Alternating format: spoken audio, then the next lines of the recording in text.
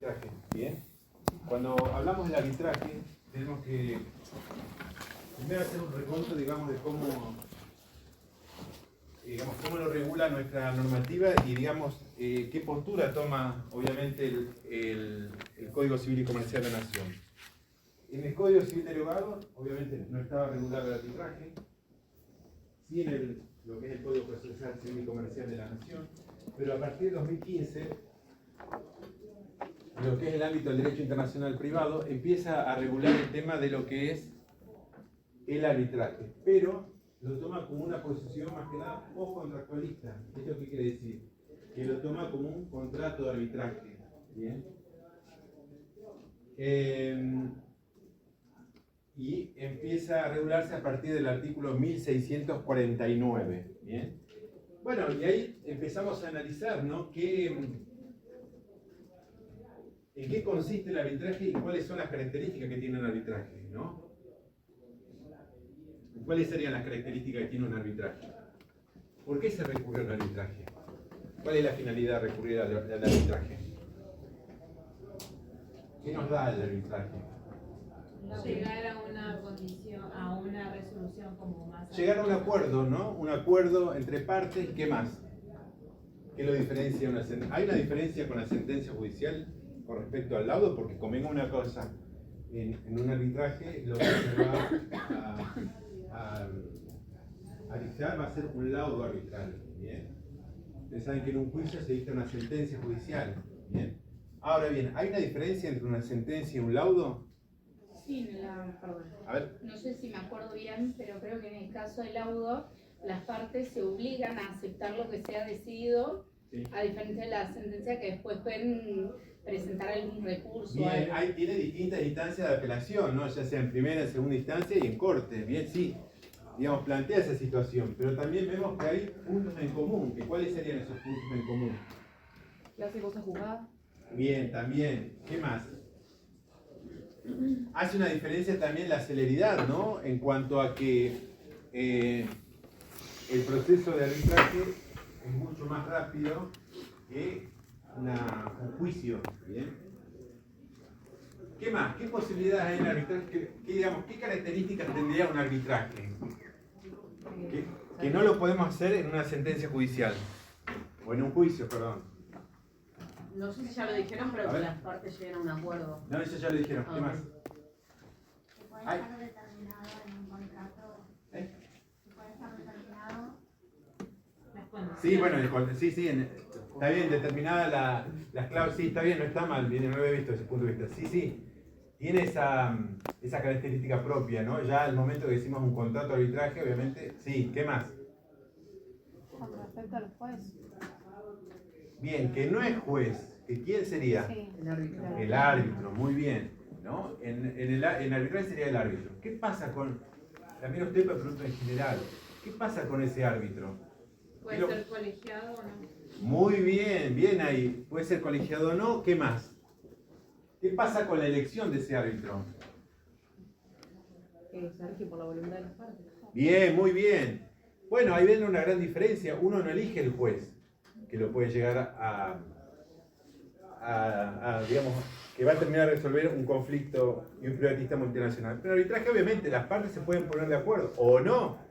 Que vamos a ver en la instancia en cuanto a la elección del arbitraje, que esto puede ocurrir, que no se pongan de acuerdo y ahí se abre un mecanismo en el cual nos va a plantear, digamos, cómo se va a resolver esa situación. ¿Bien? ¿Qué más lo caracteriza el arbitraje? El tema de la elección de la sede, ¿bien? Y es ahí donde la doctora Usal pone una posición que tiene que ver con la ley de la sede, ¿no? De la ley de la sede del arbitraje, ¿bien? Lo caracteriza, donde se realizó, digamos, cuál es la sede de ese arbitraje, que va a dar cuenta, digamos, cómo se va a llegar a resolver ese arbitraje. ¿Bien? Bueno, la definición va a estar puesta en el artículo 1649, que va a dar cuenta, digamos, de qué característica va a tener este arbitraje, en principio, porque después vamos a ver distintas características dentro de los distintos artículos que vamos a ir viendo. ¿Alguien puede leer el 1649? Yo lo leo. A ver. Definición: hay contrato de arbitraje cuando las partes deciden someter a la decisión de uno o más árbitros todas o algunas de las controversias que hayan surgido o puedan surgir entre ellas respecto de una determinada relación jurídica, contractual o no contractual, del derecho privado en la que no se encuentre comprometido el orden público. Bueno, menciona el tema de la relación jurídica, ¿bien? Relación jurídica que lo circunscribe dentro de ¿qué? De una relación contractual, una relación no contractual, ¿bien? Y digamos, todas esas cuestiones pueden ser sometidas al arbitraje, ¿bien? ¿Qué más nos plantea? Obviamente nos va a plantear el tema que tiene que ser dentro del ámbito de lo que es el derecho privado. Y es ahí donde ¿qué va a excluir? ¿El orden público? No, excluye el derecho público, ¿bien? Exactamente, el derecho público lo va a excluir, pero sí incluye el derecho privado en el arbitraje, ¿bien? ¿Qué más nos plantea la norma? Que dice que las partes pueden someter a la decisión de uno o más árbitros, bien, ahí pone la cantidad, bien, que después más adelante vamos a ver exactamente cuál es la cantidad, y pueden someter alguna o la totalidad de las controversias. Obviamente esto va a estar dispuesto en ese arbitraje. ¿En qué momento lo van a poder resolver o dilucidar el tema de qué controversias van a someter a arbitraje? ¿Bien? Y sin lugar a duda el cierre va a estar puesto en, como muy bien plantea acá, que no se encuentre comprometido el orden público. ¿Bien? ¿Y esto de qué manera va a poder estar comprometido el orden público para que no se someta a este arbitraje? ¿Cuál podría ser un ejemplo en cuanto a se comprometa ese orden público y no se pueda plantear como un contrato de arbitraje? Podría ser, por ejemplo, que esté sometido el tema de, no ya del derecho privado, sino del derecho público, que sea algo que someta al arbitraje a la de acá contractual y extracontractual, algo fuera de este ámbito de lo que es contractual y extracontractual. Puede ser una causa penal, para ponerlo en un ejemplo bastante llamativo, ¿bien? Es ahí donde obviamente no va a entrar en juego este artículo 1649, ¿bien? Sin lugar a duda, el arbitraje tiene una modalidad de cómo se debe instrumentar ese arbitraje. Ya le dimos la definición, es decir, cómo se va a dar, cómo opera la definición de arbitraje.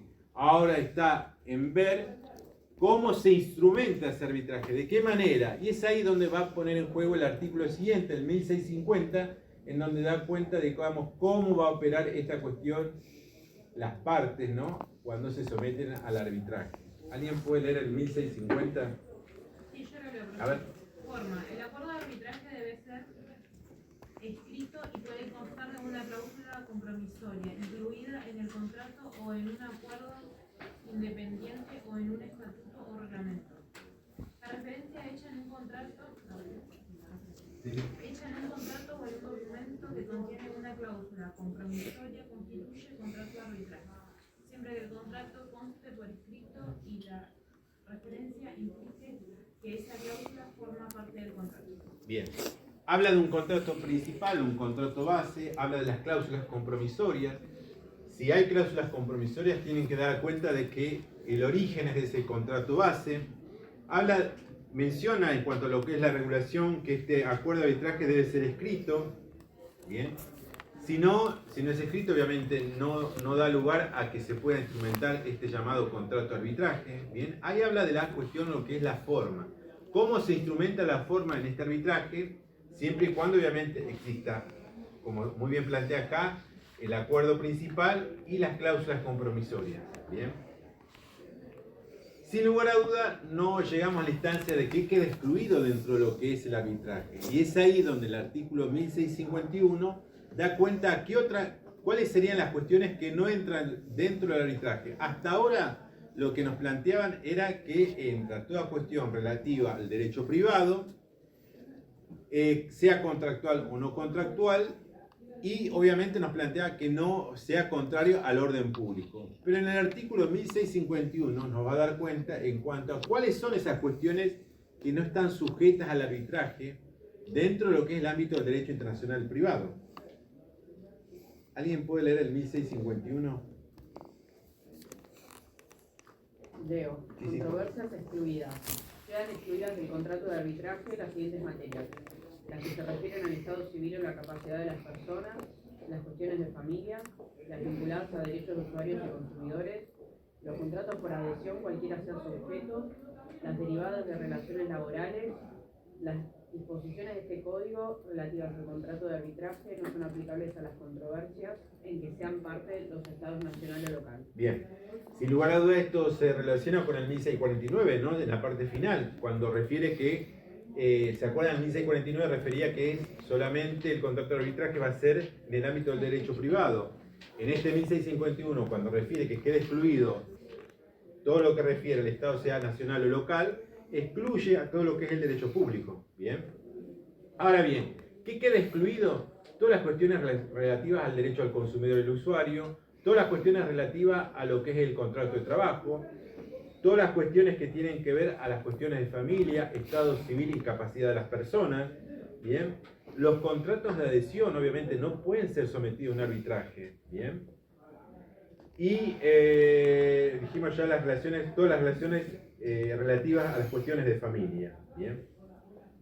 Bueno, ahora vamos a empezar a analizar cuáles son los principios básicos de lo que es la autonomía, lo que es el arbitraje. Y ahí entra a jugar un principio básico que acá lo mencionaron en un comienzo, que tiene que ver con la autonomía. Bien.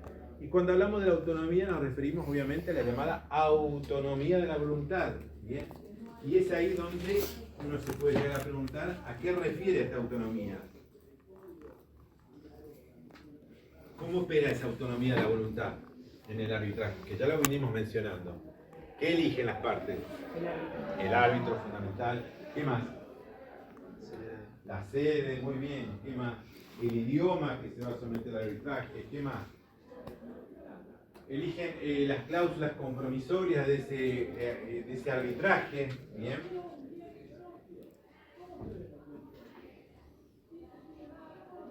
En el artículo 1653 va a dar cuenta de ese llamado principio de autonomía que se da en el arbitraje. En el arbitraje se dan tres principios. ¿Bien? Uno de ellos es la autonomía. El contrato de arbitraje, dice en el artículo 1653, es independiente del contrato con el que se relaciona. La ineficacia de este no obsta a la validez del contrato de arbitraje, por lo que los árbitros conservan su competencia, aún en caso de nulidad de aquel, para determinar los respectivos derechos de las partes y pronunciarse sobre sus pretensiones y alegaciones. ¿Qué nos quiere decir? Que hay un contrato base y obviamente está en el tema de lo que es las cláusulas compromisorias. Habla de una autonomía, ¿bien? Si una parte es nula, no va a acarrear la nulidad de todo lo que es el arbitraje. Por eso se habla de una autonomía en cuanto a la nulidad que se pueda pedir en el contrato base o en las cláusulas compromisorias. ¿Bien? Esto que implica que si una parte es nula, no necesariamente va a ser la nulidad de la totalidad de ese arbitraje. ¿Bien? Ese es el primer principio a tener en cuenta en el arbitraje. ¿Bien? El otro principio va a estar puesto en el tema de la competencia, que se le llama el principio de competencia de la competencia.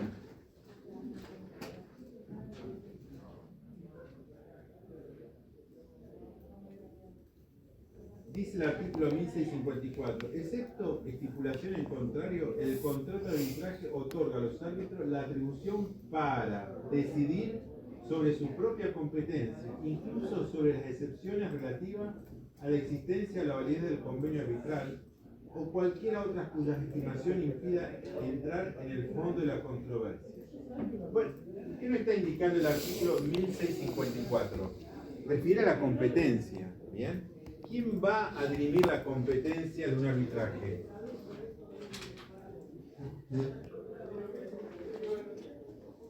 El propio árbitro va a dirimir su propia competencia. ¿Bien? Ustedes saben que en un juzgado, si plantean la incompetencia, ¿quién lo va a terminar resolviendo? el juez, la instancia obviamente de cámara, de segunda instancia, bien. Pero acá se circunscribe dentro de lo que es la propia competencia, es decir, el propio árbitro va a dirimir sus propias competencias. Es de ahí Esto, que, perdón, sí, dígame. sería dentro de lo que sería, digamos, autonomía de la voluntad. No, estamos hablando ya de otro. Ok. No, acá no tiene nada que ver la autonomía de la voluntad Ok. con el tema de la jurisdicción, ¿bien? La jurisdicción está puesta en el sentido de quién dirime la competencia en el caso de que una de las partes, o tenga en cuenta una cosa, que alguna de las partes puede plantear el tema de la incompetencia, ¿bien?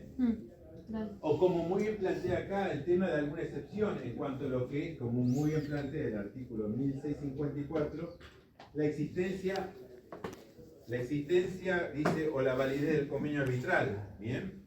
Se plantea alguna de estas excepciones, obviamente va a ser el propio árbitro que dirima estas cuestiones, ¿bien? Es decir, que va a tener que resolver. ¿Qué pueden acordar las partes? ¿Bien?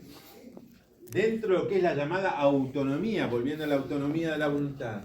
Bueno, ya algunas cuestiones están planteadas en el artículo 1658. ¿Alguien puede leer el artículo 1658? Cláusula facultativa. Se puede convenir la sede del arbitraje, el idioma en que se ha de desarrollar el procedimiento al que se han de ajustar los árbitros en sus actuaciones. A falta de acuerdo, el tribunal arbitral puede dirigir el arbitraje del modo que considere apropiado. Cuarto, el plazo en que los árbitros deben pronunciar el auto. Si no se ha pactado el plazo, rige el que establezca el reglamento de la entidad administradora del arbitraje y en su defecto el que establezca el derecho de la sede.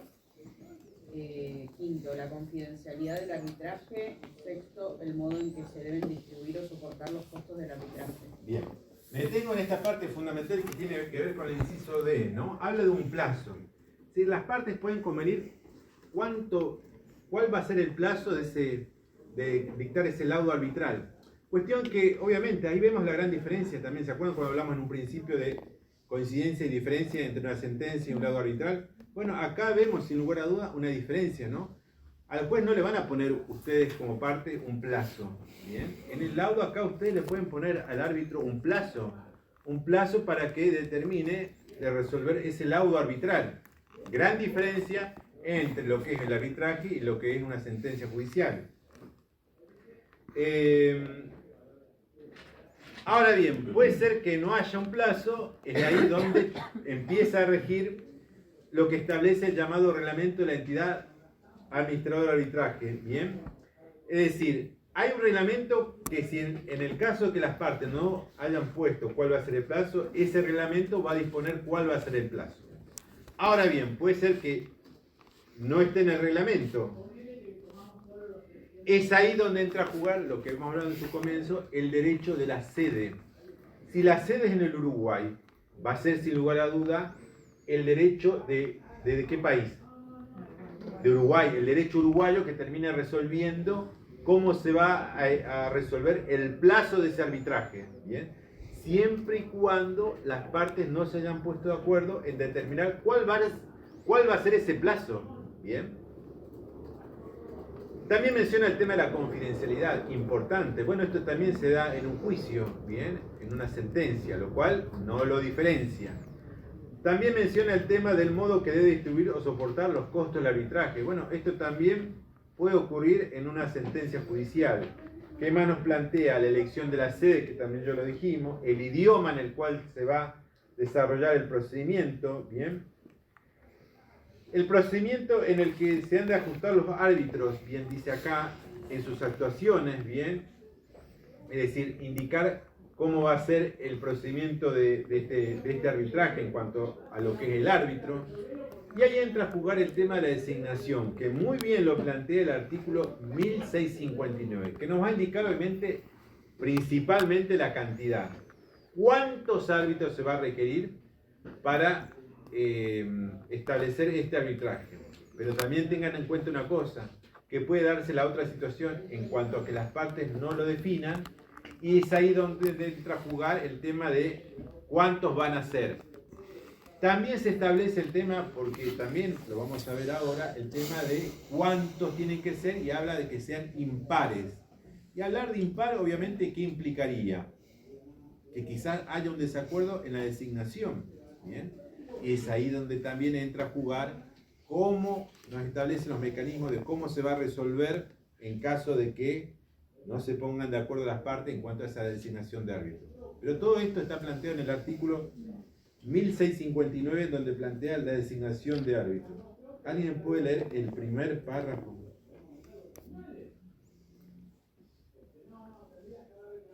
Designación de los árbitros. El tribunal arbitral debe estar compuesto por uno o más árbitros en un número impar. Si nada se estipula, los árbitros deben ser tres. Las partes deben acordar libremente el procedimiento para el nombramiento del árbitro o los árbitros. Bien. Acá empieza a establecer la cantidad, ¿no? ¿Qué nos dice la cantidad? ¿Que cuántos tienen que ser? Uno o más. Muy bien. El uno o más implicaría que el más sería ¿cómo? Impar, ¿bien? ¿Qué podría ser? 3, 5, 7, los que sean. Pero tiene que ser uno o impar, ¿bien? La cantidad de árbitros. Ahora bien, también nos indica acá que las partes pueden elegir libremente cuál va a ser el procedimiento del arbitraje, ¿bien? Perdón, el procedimiento de la designación de ese árbitro, ¿bien? Ahora bien, puede ser que las partes se pongan de acuerdo, ¿bien? O puede ser que las partes no se pongan de acuerdo. En el que se pongan de acuerdo implica que ya definieron quién va a ser el árbitro, siempre hablando de un impar, sea 1, 3, 5 o cuantos sean, ¿bien? Pero también puede ocurrir la otra situación, en cuanto a que las partes no se pongan de acuerdo en cuanto a cuánto van a ser la cantidad de árbitros, y es ahí donde entra a jugar lo que vamos a ver ahora dentro de este artículo 1659. ¿Bien? ¿Alguien puede leer el inciso A del 1659? Leo. A falta de acuerdo, A. En el arbitraje con 3 árbitros, cada parte nombra un árbitro y los 2 árbitros, así designados, nombran al tercero. Si una parte no nombra al árbitro dentro de los 30 días de recibido el requerimiento de la otra parte para que lo haga, o si los 2 árbitros no consiguen ponerse de acuerdo sobre el tercer árbitro dentro de los 30 días contados desde su nombramiento, la designación debe ser hecha a petición de una de las partes por la entidad administradora del arbitraje, en su defecto por el Tribunal Judicial. Bueno, acá entra a jugar en última instancia el Tribunal Judicial. Pero analicémoslo individualmente cómo se da en esta falta de acuerdo. ¿Quién leyó? ¿Cómo es tu nombre? No. Bueno, supongamos que Nora y yo nos sometemos al arbitraje. ¿Bien? A una cuestión de derecho contractual. Bien. Y de repente Nora y yo definimos que van a ser 3 árbitros. Bien. Porque obviamente nos da la posibilidad de elección de los 3 árbitros. Ahora bien, dentro de lo que es ese análisis, ¿cómo podría tanto Nora o yo elegir esa designación de árbitros? ¿Cómo creen ustedes que se podría llegar a resolver? ¿Por el Tribunal Judicial? No, previo a eso. Dice Estamos en un proceso de acuerdo. Decimos que tanto Nora y yo definimos la cantidad de árbitros que van a ser 3. ¿Bien? Sí. Ahora, ¿cómo lo designamos? Cada uno elige uno. Muy bien. Nora elige uno, yo elijo otro. ¿Y el tercero quién lo elige? Los 2 árbitros. Los 2. Bien. Ahora puede ser que los 2 no se pongan de acuerdo porque ella decide, una de las partes decide una cosa y otra la otra. Y es ahí donde entra a jugar. Cuando no se ponen de acuerdo, ¿quién entra a jugar? La entidad administradora de arbitraje. ¿Bien? ¿Cómo se da esta situación? Obviamente, a pedido de las partes. Y ahí entra a jugar el tema del plazo.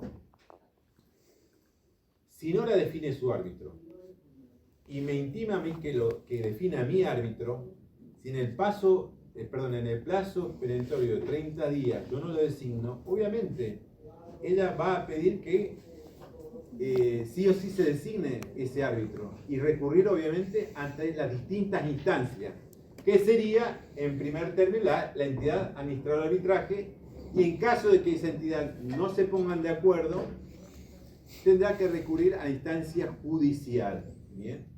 Como verán, y también lo verán en otras instancias también, la instancia judicial aparece, pero como una última instancia para resolver un conflicto de arbitraje. Bien. ¿Quedó claro? ¿Sí? A ver. La parte de Sí, dígame. no, después de que si la entidad administradora de arbitraje no designa a uno, ¿qué pasa después? Si no, ¿qué otra? Va a la instancia judicial. Bien. Eh, Que sería la última instancia. El juez va a terminar resolviendo. Bien. Cuando hablamos de instancia judicial, no, hablamos de un juez que va a terminar resolviendo, ya no un árbitro. Bien. A pedido, obviamente, de una de las partes.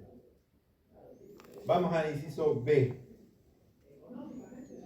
En el arbitraje con árbitro único, si las partes no consiguen ponerse de acuerdo sobre la designación del árbitro, este debe ser nombrado a petición de cualquiera de las partes, por la entidad administradora del arbitraje o en su defecto por el Tribunal Judicial. Bueno, lo mismo. Si acá Nora y yo habíamos designado 3, obviamente Nora designa uno, yo designo otro, y esos 2 designan al tercero. Pero también se puede dar que Nora y yo nos pongamos de acuerdo que sea 1. Y ella dice que es A y yo digo quién es B. Y no nos vamos a poner de acuerdo. Es ahí donde también entra a jugar la entidad administradora de arbitraje y en caso de que no se llegue a un acuerdo, se irá a una instancia judicial. Ahora bien, la pregunta que uno se puede hacer, ¿qué requerimientos puede haber para que Nora y yo no nos pongamos de acuerdo en cuanto a la designación de ese árbitro?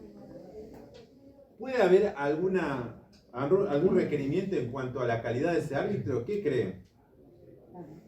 Que sí, bien. ¿Y qué creen que podría ser ese requerimiento en cuanto a la calidad de ese árbitro? ¿Qué se le podría exigir?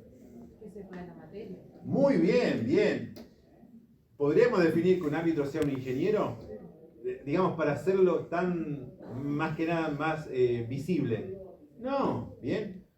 Podemos definir que ese árbitro sea abogado. Bien, ¿qué más? ¿Qué más se le puede exigir?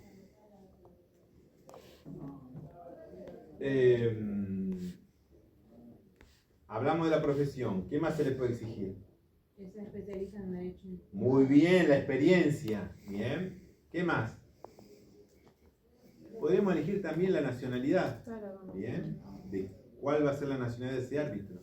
Todas estas cuestiones que acabamos de plantear en cuanto a esa designación del árbitro está en el artículo 1660, cuando habla de la calidad de los árbitros. Puede actuar como árbitro cualquiera persona con plena capacidad civil. Bueno, esto no lo habíamos mencionado, ¿no? Tiene que tener plena capacidad civil para poder dirigir este arbitraje. Bien. Las partes pueden estipular que los árbitros reúnan determinadas condiciones de nacionalidad, profesión o experiencia. Bueno, Nora y yo en el contrato definimos que, como una de las cláusulas, que el árbitro tiene que tener experiencia de nacionalidad argentina y de profesión abogado. Bien. Si no reúne esas condiciones, sea ella o yo, podemos decir que no estamos de acuerdo en esa designación del árbitro. ¿Por qué? Porque vamos a suponer que Nora designa que el árbitro sea un árbitro de nacionalidad uruguaya. ¿Bien? O de repente también podría pasar que Nora defina que el árbitro sea un familiar. ¿Bien? Y ahí hablamos de la imparcialidad, ¿no? Nora define que el árbitro sea su tío. Bien, obviamente esto no puede darse, salvo que nos pongamos de acuerdo, Nora y yo, y definamos que sí, yo acepto que sea el tío. Bien, pero también podría darse, ya sacando, digamos, de las cualidades del árbitro, sacando otra cuestión que tiene que ver, que ronda o roza con el tema del ser familiar. Bien, porque del momento de que Nora designa al árbitro como el tío, sin lugar a duda, cualquier conflicto que se pueda llegar a plantear en este arbitraje, seguramente lo va a terminar resolviendo a favor de Nora y no de mí. ¿Bien? Bueno, sigamos volvemos al 1659 y vamos al último párrafo. ¿Alguien lo puede leer? Cuando la controversia implica más de 2 partes y estas no pueden llegar a un acuerdo sobre la forma de constitución del tribunal arbitral, la entidad administradora del arbitraje o en su defecto el tribunal judicial debe designar al árbitro o los árbitros. Bien. Bueno, acá habla por último el tema de la designación, ¿no? ¿Cómo está sujeta esa designación en caso de que obviamente no puedan llegar a un acuerdo? Bien. y refiere obviamente al tema que va a ser el tribunal arbitral, la entidad administradora de arbitraje, o en su defecto como última instancia el tribunal judicial. En todas habla como última instancia el tribunal judicial. Bien, primero el tribunal arbitral, segundo lo que es la entidad administradora de arbitraje, y por último menciona en instancia de el tribunal judicial. Bien, bueno, como ustedes verán, el árbitro tiene obligaciones. Bien, obligaciones que obviamente están planteadas en el artículo 1662 y son taxativas, bien, en cuanto a estas designaciones, en cuanto a al requerimiento que tiene que tener el árbitro. Bien. ¿Qué artículo? 1662. El árbitro que acepta el cargo celebra un contrato con cada una de las partes y se obliga a.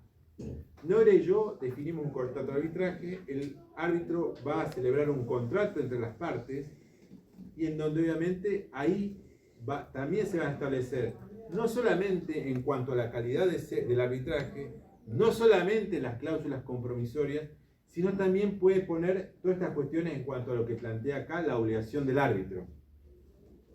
Primero, el árbitro tiene la obligación de revelar cualquier circunstancia previa a la aceptación o que surja con posterioridad que pueda afectar su independencia e imparcialidad.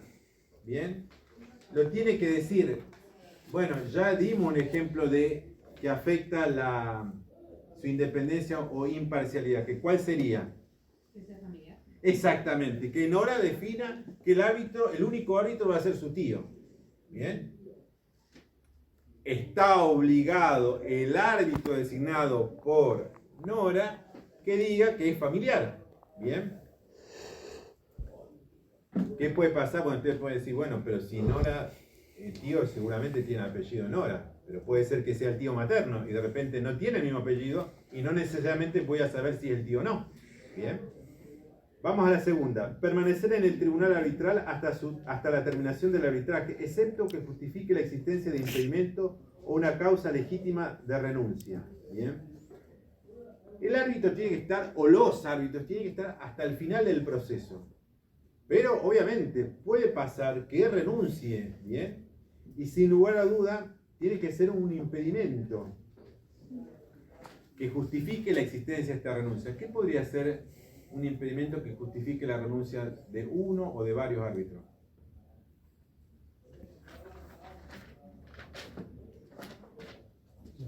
Una enfermedad, muy bien, exactamente, ¿no? Que lo obligue a no poder seguir con el proceso, ¿bien? Y que obviamente tenga justificada esa renuncia, ¿bien? Tercero, respetar la confidencialidad del procedimiento. Obviamente, el árbitro, tanto como un árbitro como un juez, tiene que respetar la confidencialidad de lo que es el arbitraje. Cuarto, disponer el tiempo suficiente para atender diligentemente el arbitraje. Bueno, el tiempo está puesto en cómo va a llevar este proceso, disponer todos los mecanismos necesarios para que se cumpla este arbitraje, ¿bien? Y para llegar obviamente a un laudo arbitral. Quinto, participar personalmente en las audiencias. Sexto, deliberar con los demás árbitros. Séptimo, dictar el laudo motivado y en el plazo establecido. ¿Bien? Toda sentencia tiene que estar fundada. Todo laudo tiene que estar motivado. Tiene que haber un motivo por el cual se haya llegado a ese laudo arbitral. ¿Bien? Y en el plazo establecido. En todos los casos, termina el artículo 1662, los árbitros deben garantizar la igualdad de las partes y el principio del debate contradictorio, así como que se dé a cada una de ellas suficiente oportunidad de hacer valer sus derechos. Bueno, todas las garantías de defensa en juicio están puestas en esta última parte del artículo 1662. ¿Bien? ¿Se puede recusar un árbitro? Sí, sin lugar a dudas se puede recusar un árbitro. Y es ahí donde entra a jugar el artículo 1663. Los árbitros pueden ser recusados por las mismas razones que los jueces de acuerdo al derecho de la sede del arbitraje. Bien. ¿Puede ser recusado un árbitro? Sí. Obviamente va a ser recusado por las mismas circunstancias que los jueces, y acá también, de acuerdo a que al derecho de la sede, si Nora y yo establecimos que la sede va a ser Uruguay, tendrá que ser el derecho uruguayo, como muy bien plantea acá, los motivos de recusación. Bien. Continúa el artículo 1663. Dice, la recusación es resuelta por la entidad administradora de arbitraje o en su defecto por el tribunal judicial. Las partes pueden convenir que la recusación sea resuelta por los otros árbitros. En la cláusula compromisora, en el acuerdo que ponemos tanto Nora y yo, definimos que la recusación lo defina los otros árbitros. Bien, lo podemos hacer sí, siempre y cuando lo hayamos estipulado en el escrito, perdón, en el convenio de ese arbitraje. Ahí está también la importancia, cuando habíamos hablado en un comienzo, en cuanto a que tiene que ser escrito. Si Nora y yo lo acordamos de palabra, obviamente no lo va a terminar definiendo de esta manera. Y es ahí donde entra a jugar en el tema de la recusación de vuelta la entidad administradora de arbitraje, ¿bien? O la última instancia va a ser el tribunal judicial. Bueno, vamos a ver ahora el tema de las clases de arbitraje, ¿bien? ¿Alguien puede leer el artículo 1652?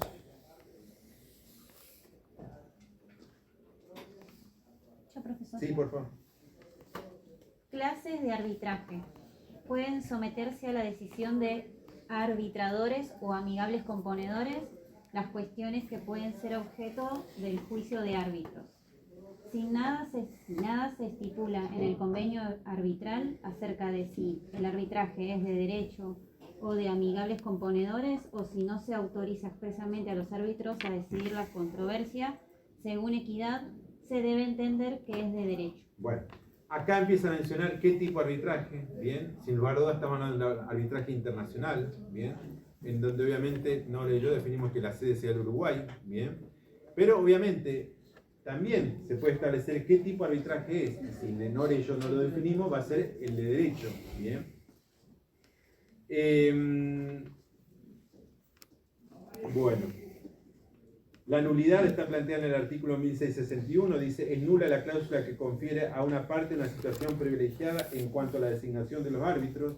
Bien, esto tiene que ver con que, obviamente, si Nora decide que el árbitro va a ser el tío, sin lugar va a haber una cuestión en cuanto a yo que pueda pedir la nulidad, bien, de ese arbitraje, ¿tá? Bueno, todo eso lo regula el Código Civil y Comercial de la Nación, bien. Sin lugar a duda, en el Código Civil y Comercial de la Nación dejó muchas cuestiones que no terminaron de ser resueltas, y es ahí donde aparece la ley 27.449, que es la ley de arbitraje comercial internacional. ¿27 cuánto? 449.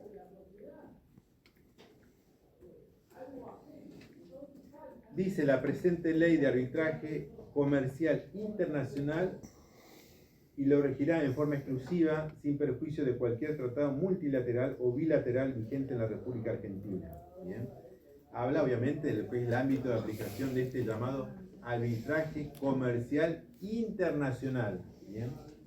Fundamental, en el artículo 2 de esta ley 27.449 nos plantea cuándo considera un arbitraje internacional, que hasta el momento, ¿se acuerdan en lo que vimos en el Código Civil y Comercial de la Nación? Solamente mencionaba que era el contrato de arbitraje, andar el procedimiento de los árbitros, mencionaba el tema de los principios, pero nada mencionaba de la internacionalidad.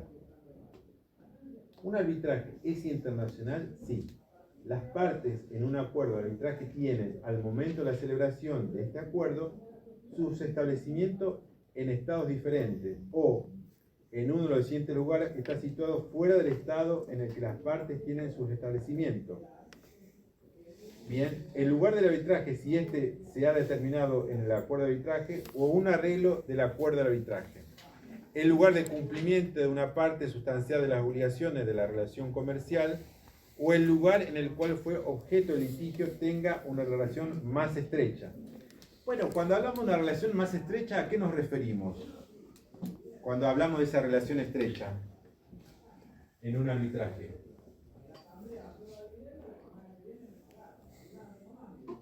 Esa relación estrecha va a estar puesta en lo que seguramente vamos a ver en la clase que viene, con el tema de los puntos de conexión, que ya seguramente algo habrán, calculo yo he visto con la doctora, en cuanto hay puntos de conexiones rígidos y puntos de conexiones flexibles. Si yo digo la ley del domicilio, va a ser un punto, perdón, sí, domicilio puede ser, vamos a otro, la ley de lugar de celebración del contrato. Es un lugar, perdón, es un punto de conexión rígido, ¿bien? No va a permitir, digamos, en alguna medida modificar, porque hay un solo lugar de celebración, ¿bien? En un contrato. Ahora bien, ese sería un punto de conexión rígido. Un punto de conexión flexible, ¿cuál sería? Y sería la posibilidad que me dé la posibilidad de elegir entre varias posibilidades. Y es ahí donde entra a jugar, por ejemplo, dice la relación más estrecha que se tenga en cuanto a un conflicto que se puede llegar a plantear. Bien. Ahí está puesto en esta cuestión que habla de la internacionalidad en cuanto a este arbitraje comercial internacional. Bien.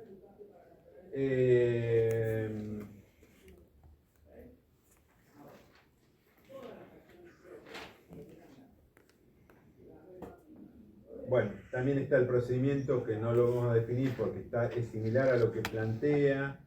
Hace una definición de qué entiende en el artículo 14 que es el acuerdo de arbitraje.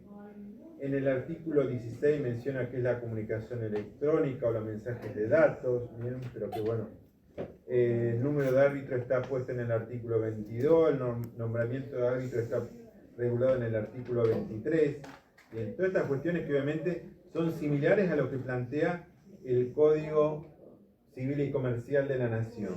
Bien. ¿Alguna duda? ¿No? ¿Podés decir cuáles son los artículos importantes de la ley? No, más que nada lo que estuve leyendo, el 2, el 1, aquí me preguntó, el 1 o el 2 nada más. Después todo lo demás en cuanto a la designación no tiene sentido porque plantea lo mismo, ¿bien? Me queda nada más que ver la Convención de Nueva York, que lo vamos a ver la clase que viene, o si no cuando estén conmigo. Pero bueno, que ahí más que nada habla del procedimiento. ¿Ah? Convención de Nueva York. Sí, la Convención de Nueva York. Listo, nos vemos. Gracias. ¿Alguien llegó?